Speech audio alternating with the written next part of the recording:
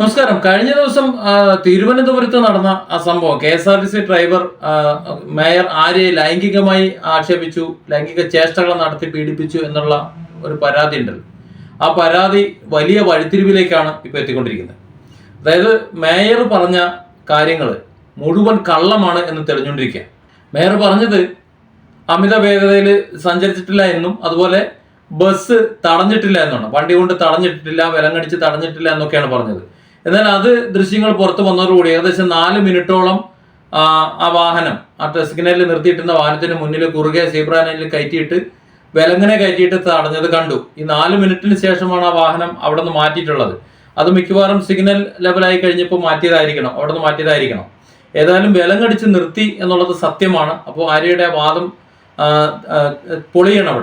അവിടെ മറ്റൊരു കാര്യം കൂടെ തെളിയുന്നുണ്ട്. അതായത് ആര്യയാണ് അവിടെ തെറ്റ് ചെയ്തത്, മേയറാണ് തെറ്റ് ചെയ്തത്. കാരണം അവർക്ക് പട്ടത്തു നിന്ന് തുടങ്ങി പ്ലാമോട് കഴിഞ്ഞ് PMG തിരിഞ്ഞ് പിന്നെ പാളയം എത്തുമ്പോൾ ഇത്രയും ദൂരത്തിനിടയിൽ 4 സിഗ്നലുകളുണ്ട്. ഈ 4 സിഗ്നലുകൾ കഴിയുന്നതിനുള്ളിൽ എവിടെയെങ്കിലും ഒരു സ്ഥലത്ത് വണ്ടി ഓടിക്കുന്നതിന് പുറമെ മേയറും MLA ആണല്ലോ ഉള്ളത്, അത് പിന്നെ ഭർത്താവുമാണല്ലോ ഉള്ളത്. ആർക്കെങ്കിലും അവർ രണ്ടുപേരും ജനപ്രതിനിധികളാണ്. ഏതെങ്കിലും ഒരു പോലീസ് സ്റ്റേഷനിൽ വരം പറയാം, അതല്ല എന്നുണ്ടെങ്കിൽ ഡിപ്പോയിൽ വിളിച്ച് വരം പറയാം. ഇവിടെ എവിടെയെങ്കിലുമൊക്കെ ഒന്ന് വിളിച്ച് പറഞ്ഞിട്ട് ഡിപ്പോയിൽ വിളിച്ച് പറഞ്ഞ് ബസ് സൈഡാക്കുകയോ അല്ലെങ്കിൽ പോലീസിൽ വിളിച്ച് പറഞ്ഞുകൊണ്ട് നടപടിയെടുക്കുകയൊക്കെ ചെയ്യാം. അതൊന്നും ചെയ്യാതെ ഇതിനിടയിൽ ഇതിനെ ഓവർടേക്ക് ചെയ്ത് കടന്നു പോയിന്ന് ഇത് പറയുന്നുണ്ട്.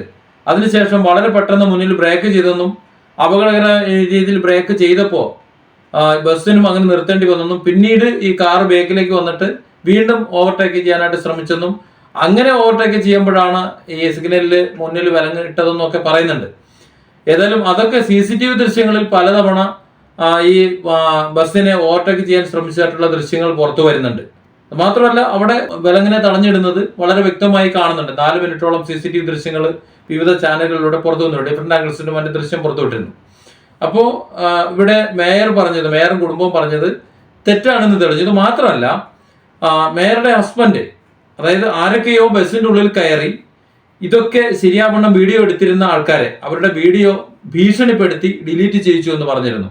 അങ്ങനെ ഉള്ളിലേക്ക് കയറിയത് MLA ആയിരുന്നു എന്നും MLAയുടെ കൂടെയുള്ള ആൾക്കാരായിരുന്നു എന്നും പറയുന്നുണ്ട്. അങ്ങനെയാണ് യദു പറഞ്ഞിരുന്നത്.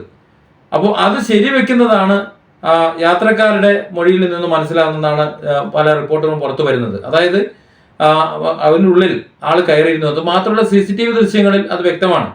കാറിൽ നിന്ന് ഇറങ്ങി ഏകദേശം 1 മിനിറ്റിനുള്ളിൽ തന്നെ ഈ MLA മുൻവശത്തൂടെ കടന്ന് ബസിന്റെ മറുഭാഗത്തേക്ക് ഉള്ളിലേക്ക് കടക്കാൻ പോകുന്നതായി ദൃശ്യത്തിൽ കാണുന്നുണ്ട്.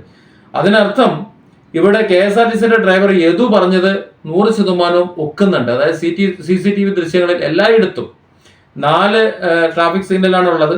ഏത് ഭാഗത്തെ CCTV ദൃശ്യങ്ങൾ എടുത്തു കഴിഞ്ഞാലും അവിടെ എല്ലാം അത് ശരിയാകുന്നുണ്ട്. അതേസമയം മേയർ പറഞ്ഞത് ഒരിടത്തും ശരിയാകുന്നുമില്ല. ഇതാണ് ഇതിന്റെ ഒരു വഴിത്തിരിവ് എന്ന് പറയുന്നത്.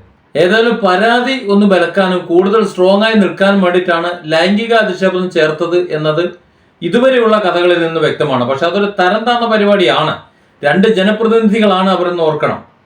ഇത്തരത്തിൽ സ്ത്രീകളെ അപമതിക്കാൻ വേണ്ടിയിട്ട് അല്ലെങ്കിൽ അപമര്യാദയായിട്ട് പെരുമാറുന്നവർക്കെതിരെ പ്രതികരിക്കാൻ വേണ്ടിയിട്ടാണ് കൂടെ പോയതെന്നും വണ്ടി തടഞ്ഞതെന്നും ഒക്കെ പറയുന്നുണ്ട്. പക്ഷെ അതല്ലല്ലോ അവർ ചെയ്യേണ്ടത്. നിയമം പാലിക്കേണ്ടവരാണല്ലോ. അപ്പോൾ നിയമത്തിന്റെ വഴിക്ക് തന്നെ പോകേണ്ടതല്ലേ. മാത്രമല്ല, ഇത്തരം ഒരു സർവീസിൽ പോകുന്ന ഒരു ഡ്രൈവറെ പൊക്കാൻ ഒരു MLAക്കും ഒരു മേയർക്കും വലിയ പ്രയാസമൊന്നുമില്ല. അപ്പോൾ അതൊന്നും നോക്കാതെ ഇവരെല്ലാവരും കൂടി ചെന്ന് വളഞ്ഞ് ഈ ഡ്രൈവറുടെ വാതിൽ തുറന്ന് അയാൾ കയ്യിൽ പിടിച്ച് പുറത്തിറക്കാൻ നോക്കി. പുറത്തിറങ്ങിയെങ്കിൽ അടി കിട്ടിയേനെ. പോലീസ് വരട്ടെ, പോലീസ് ഒന്നല്ല ഇറങ്ങാന്നുള്ള അയാളുടെ നിലപാട് തന്നെയാണ് ശരി. അപ്പോൾ അവിടെ നിന്നുകൊണ്ട് ആക്ഷേപം പറയും. റോഡ് നിന്റെ തന്തയുടെ വകയാണോ എന്ന് ചോദിക്കുമ്പോൾ നിന്റെ തന്തയുടെ വകയാണോ എന്ന് തിരിച്ചു ചോദിച്ചു. ഇതൊക്കെയാണ് തന്തയ്ക്കുള്ളിലേക്ക് കേട്ടു. അതൊക്കെ അതിന്റെ ബാക്കി പത്രം. ഏതായാലും ഇതുവരെയുള്ള കണക്കുകൾ നോക്കുമ്പോൾ മേയറാണ് കുറ്റക്കാർ. ശരിക്കും പോലീസ് കേസെടുക്കേണ്ടത് മേയറുടെ പേരിലാണ്. കാരണം KSRTC ഡ്രൈവർ പരാതി കൊടുത്തത് ട്രിപ്പ് തടസ്സപ്പെടുത്തി, അതായത് വാഹനം വിലങ്ങനെ നിർത്തി ട്രിപ്പ് തടസ്സപ്പെടുത്തി യാത്രക്കാരെ ഇറക്കി വിട്ടു. ഒരു MLAക്ക് എങ്ങനെയാണ് യാത്രക്കാരെ ഇറക്കി വിടാനുള്ള അധികാരം കിട്ടുന്നത്? ആരാ കൊടുത്തത്? യാത്രക്കാരെ ഇറക്കി വിടാണ് അത്രേ. അപ്പോൾ ആ MLAക്കെതിരെ നടപടി വേണം. ട്രിപ്പ് തടസ്സപ്പെടുത്തിയ മേയർക്കെതിരെ നടപടി വേണം. കാരണം അവരാരും നിയമത്തിന് അതീതരൊന്നുമല്ല. യാത്രക്കാരുടേതായ റിപ്പോർട്ട് പലയിടത്തും വരുന്നത് യദു പറഞ്ഞതാണ് ശരി, ഡ്രൈവർ പറഞ്ഞതാണ് ശരി. അതിനകത്ത് വന്ന് ബഹളം ഉണ്ടാക്കിയതും അതുപോലെ വീഡിയോ ഡിലീറ്റ് ചെയ്യാൻ പറഞ്ഞതും ഒക്കെ MLA കൂട്ടരും അതുപോലെ പുറത്തുനിന്ന് ബഹളം ഉണ്ടാക്കിയത് മേയറും കൂട്ടരുമാണ് എന്ന് അവർ ഉറപ്പിച്ച് പറയുന്നുണ്ട്. ഏതായാലും KSRTC ചെയ്ത പണി എന്ന് വെച്ച് കഴിഞ്ഞാൽ ഇന്ന് യദുവിനെ മാറ്റി നിർത്തിയേക്കാണ്. അതുമാത്രമല്ല തന്റെ മേലധികാരിയോട് മുന്നിൽ ഹാജരാകാൻ വേണ്ടി പറഞ്ഞിട്ടുണ്ട്. ചോദ്യം ചെയ്യാൻ വേണ്ടിയിട്ടാണോ സസ്പെൻഷൻ ഇൻഡാസ് എടുത്ത് കയ്യിൽ കൊടുക്കാനാണോ എന്നറിയില്ല. കാരണം അധികാരമുള്ളവന്റെ മുന്നിൽ ഒരു പാവപ്പെട്ടവൻ സാധാരണക്കാരൻ എന്തായാലും ഒരു പുഴുവായി മാറുകയാണല്ലോ. ചിലപ്പോൾ അതിനായിരിക്കാം. ഏതായാലും സസ്പെൻഷനോ അല്ലെങ്കിൽ പിരിച്ചുവിടുന്നോ പരിപാടിയിലേക്ക് തൽക്കാലം KB ഗണേഷ് കുമാർ തിരിഞ്ഞിട്ടില്ല. അത് കുറച്ച് ബോധമുള്ള ഒരാളായതുകൊണ്ടായിരിക്കാം പെട്ടെന്ന് എടുത്ത് ചാടണ്ട, മേയർ ചാടിയതുപോലെ അല്ലെങ്കിൽ MLA ചാടിയതുപോലെ ചാടിക്കഴിഞ്ഞാൽ തനിക്ക് ഉള്ള ജനപിന്തുണയോട് ചിലപ്പോൾ പൊയ്പോവും എന്ന് KB ഗണേഷ് കുമാറിന് ഇപ്പോൾ ഒരു പക്ഷേ ഒരല്പം ചിന്ത വന്നതുകൊണ്ടായിരിക്കണം അദ്ദേഹം അത് ചെയ്തിട്ടില്ല. ഏതായാലും KSRTC അധികൃതർ യാത്രക്കാരുടെ മൊഴികൾ എടുത്തിട്ടുണ്ടെന്നാണ് മനസ്സിലാക്കുന്നത്.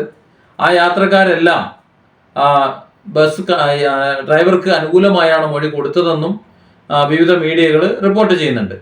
അതുപോലെ MLA ബസ്സിൽ നിന്ന് ആൾക്കാരെ നിർബന്ധിച്ച് ഇറക്കി വിട്ടെന്നും വീഡിയോ ഡിലീറ്റ് ചെയ്തെന്നും ഒക്കെയുള്ള കാര്യങ്ങളെല്ലാം അവർ ശരിവെക്കുന്നുണ്ട്.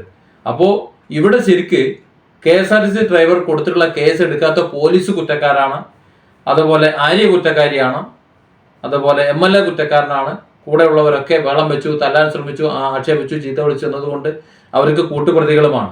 ഇവിടെ യദു കൊടുത്ത പരാതിയുമേൽ കേസെടുത്തുകൊണ്ട് ഇവരെ പ്രതി ചേർത്ത് കേസ് മുന്നോട്ട് കൊണ്ടുപോകുന്നതിന് പകരം ഭരിക്കുന്നത് ആരാണെന്ന് നമുക്കറിയാമല്ലോ.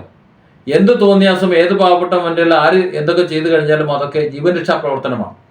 അപ്പോൾ ഇവിടെ നാളെ ഒരു പക്ഷേ പറയുമായിരിക്കും ഈ ഡ്രൈവറുടെ ജീവൻ രക്ഷിക്കാൻ വേണ്ടി ശ്രമിച്ചതാണ് എന്ന്.